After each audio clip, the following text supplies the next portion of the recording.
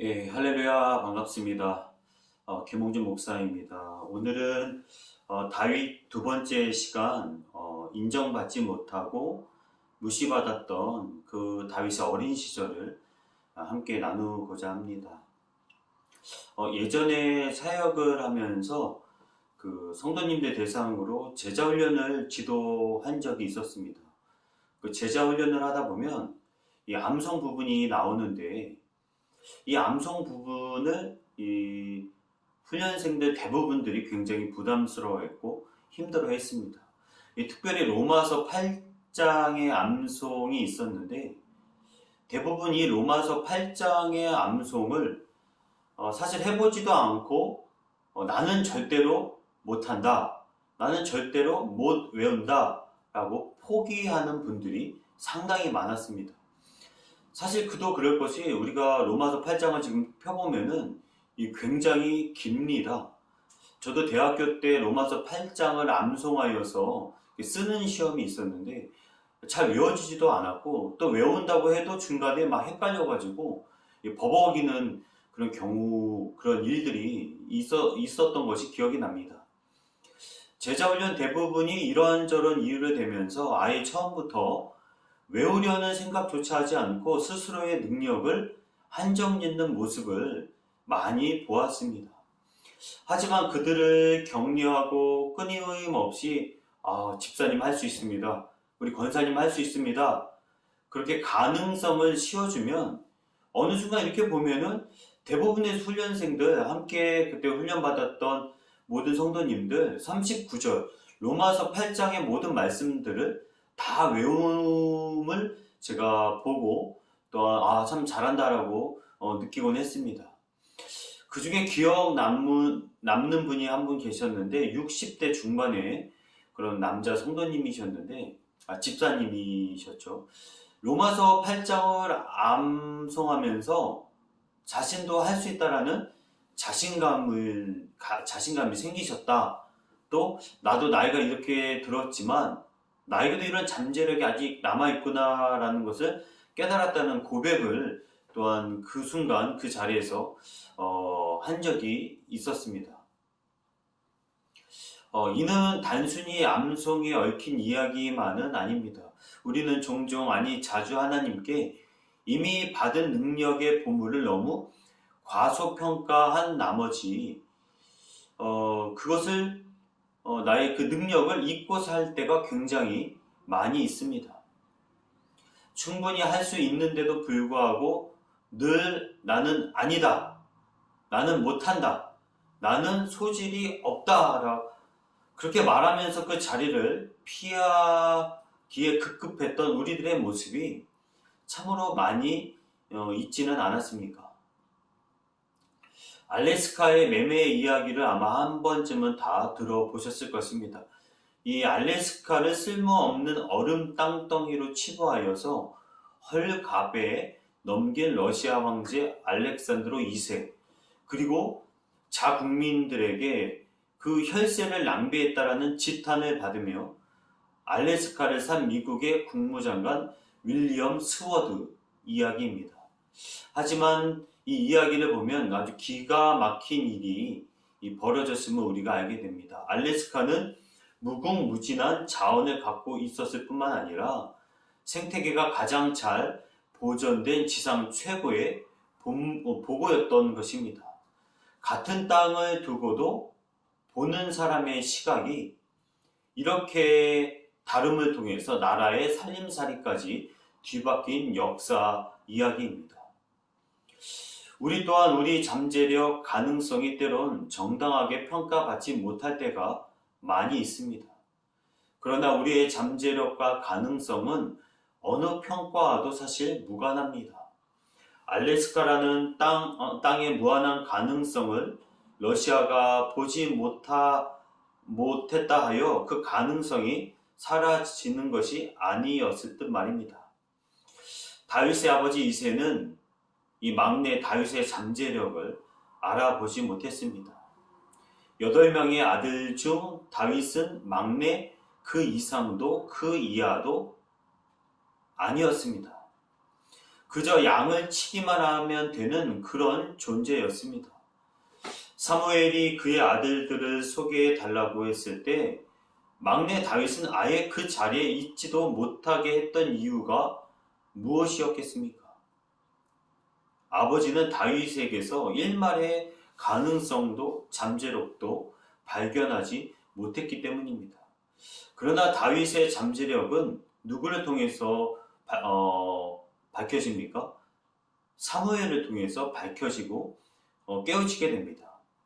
그 전까지 사무엘은 다윗을 한 번도 만난 적도 없었고 소문조차 들은 적이 없었습니다.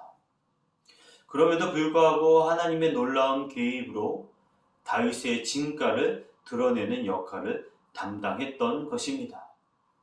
아버지 이새의 판단과 달리 하나님 아버지가 보시기에는 다윗은 단순한 목동이 아니라 용사 그 이상이었습니다.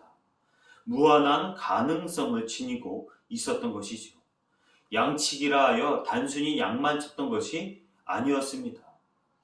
양을 치다가 사자나 곰을 만나게 되면 그 맹수들과 맞붙을 만한 소년 장수가 바로 다윗이었던 것입니다. 골리앗과 맞붙여놔도 절대 기죽지 않고 싸울 수 있는 용기를 가진 자가 바로 다윗임을 하나님은 아셨던 것이었습니다. 하나님은 우리의 머리카락 숱까지도 모두 세워서 알고 계십니다.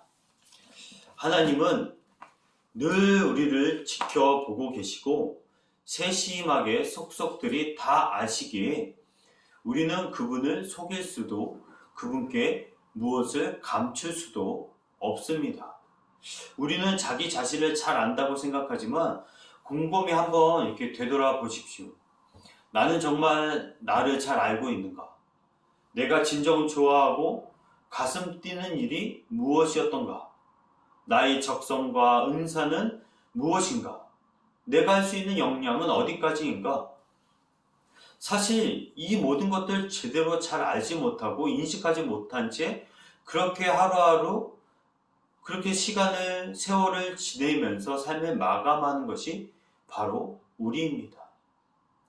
아버지 이새만 다윗의 능력을 몰랐던 것이 아니었습니다. 사실 다윗도 그 자신을 잘 알지 못했습니다. 자신에게 어떠한 잠재력이 있으며 그 잠재력을 앞으로 어떻게 조국 이스라엘을 통해 하나님의 영광을 드러내는 데 사용될지 사실 다윗조차도 몰랐습니다. 그가 가진 자질, 달란트, 하나님만 정확히 알고 계셨을 뿐이었습니다. 그런 하나님이 사무엘이라는 선지자를 보내어서 다윗의 잠재력을 끄집어 내셨습니다. 다윗의 잠재력이 꽃피는 순간이 온 것입니다. 넌 할 수 없어. 그게 내 한계야. 넌 어떻게 맨날 하는 게 그 모양이냐? 내 너 그럴 줄 알았다. 잘못된 교육 방법을 가진 부모나 스승 또는 주위 사람들로부터 이런 폭언을 들으며 자랐거나 부정적 교육을 혹시 받지는 않았습니까? 아니면 거듭되는 환경의 실패로 낙심한 나머지 도전하고 모험하고자 하는 마음조차 가질 수 없게 되었습니까? 공격적인 외부의 소리에 귀를 막고 두려움에 사로잡힌 내면의 소리를 강하게 거부하십시오. 믿음과 확신의 열쇠로 그 감옥 문을 열고 나오십시오. 나에 대해서 사실 나 자신도 제대로 모르는데 어찌 타인이 나를 평가할 수 있겠습니까?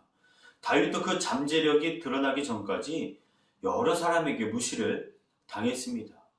사무엘상 16장 12절에 보면 다윗을 무시하는 아버지가 나옵니다. 또 사무엘이 이새에게 이르되 내 아들들이 다 여기 있느냐? 이새가 이르되 아직 막내가 남았는데 그는 양을 지키나이다. 이게 무슨 말이죠? 그러니까 아버지는 사무엘에게 막내 아들 다윗이 있기는 한데 그는 그냥 양을 지키는 그런 놈이다라고 이야기를 한 것입니다. 그러니까 신경 쓰실 필요 없다라고 이야기를 하는 것이죠.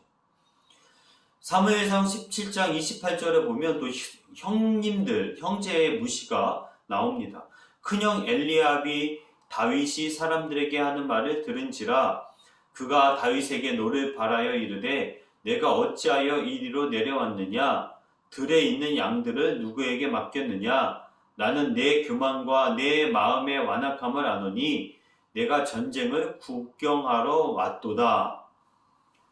아니 그 먼 거리를 형을 만나러 온 다윗에게 굳이 이렇게까지 이야기를 해야 될 필요가 있는가?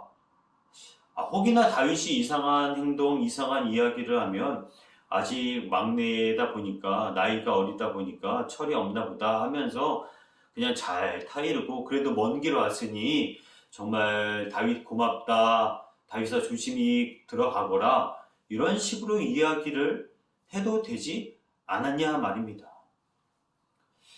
또 사무엘상 17장 42절에 보면 다윗을 무시하는 골리앗이 나오죠. 그 블레셋 사람이 둘러보다가 다윗을 보고 업신여기니 이는 그가 젊고 붉고 용모가 아름다움이라. 그러니까 골리앗은 무슨 저런 꼬마, 저런 나이 어린 놈이 뭐 나와서 뭐 싸움을 한다고 이러고 있느냐, 다윗을 무시했던 것입니다. 만약 다윗이 이렇게 아버지, 형제, 그리고 주변 사람들에게 무시당했던 그대로 자신의 인생을 그렇게 인정하고 의기소침하게 살아왔다면 아마도 우리는 우리가 알고 있는, 우리가 성경에서 보아왔던 다윗을 만날 수 없었을 것입니다. 다윗의 잠재력은 이런 주위 사람들과 적의 무시들을 뚫고 마침내 현실로 이루어졌습니다. 사람들의 무시는 하나님의 인정을 무너뜨리지는 못합니다. 초월자이신 하나님이 내게 달란트를 이미 주셨다고 하는데 고작 사람의 무시가 우리의 가능성을 어찌 밟을 수 있겠습니까? 나를 무엇보다 사랑하시고 내 잠재력을 높게 평가하시는 하나님, 그분께서 나를 그토록 가능성 있게 평가하신 이유가 무엇이겠습니까? 다른 것이 있지 않습니다. 나의 능력은 누가 주셨습니까? 바로 하나님이 주셨기 때문입니다. 절대자가 절대적 신관을 가지고 피조물에게 주었기에 우리가 받은 그 능력은 이미 충족된 상태입니다. 어떤 것보다 고귀하다라는 것이지요. 그리고 그 선물을 완성할 수 있도록 사무엘과 같은 조력자들을 보내주셨듯이 오늘날 내게도 그런 이들을 보내주고 계십니다. 우리가 살아가다 보면 이런 경험과 고백이 참으로 많이 있습니다. 나는 절대 못할 줄 알았는데 어떤 집사님, 어떤 권사님, 어떠한 장로님이 함께 해주셔서 내가 그것을 해냈습니다. 나도 이렇게 내가 잘할 줄을 몰랐습니다. 나에게 이렇게 능력이 있을 줄 몰랐습니다. 이런 고백들 우리가 종종 하고 살아가다 보면은 이런 고백과 신앙의 그런 고백들 우리 주변 사람들과 많이 나누지 않습니까?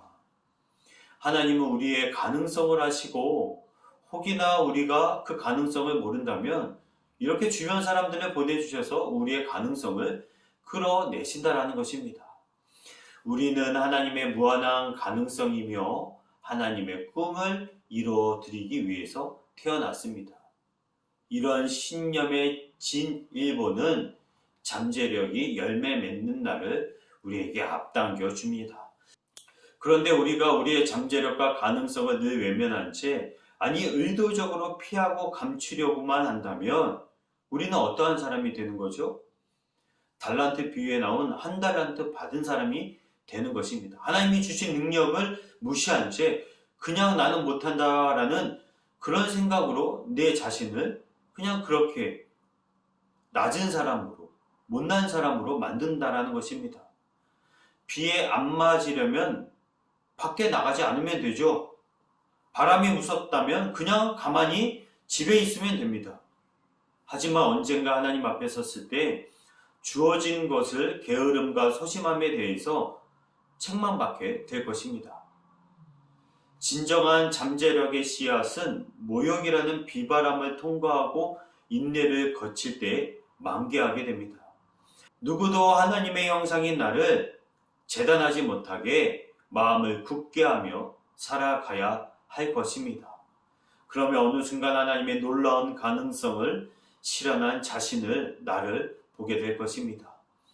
오늘 주신 말씀 기억하면서 스스로 자신을 낮게 여기고 무능한 자로 바라보지 말고 하나님의 뜻 안에서 모든 것을 할 수 있는 사람이 바로 나임을 믿으며 고백하며 그 신앙으로 살아갈 수 있기를 주님의 이름으로 간절히 바랍니다. 제가 시편 9편 1절에서 4절 말씀을 읽고 오늘 말씀을 성경 공부를 마치도록 하겠습니다. 여호와여, 주께서 나를 살펴보셨으므로 나를 아시나이다. 주께서 내가 앉고 일어섬을 아시고 멀리서도 나의 생각을 밝히 아시오며 나의 모든 길과 내가 눕는 것을 살펴보셨으므로 나의 모든 행위를 익히 아시오니 여호와여, 내 혀의 말을 알지 못하시는 것이 하나도 없으시니이다. 아멘. 수고하셨습니다.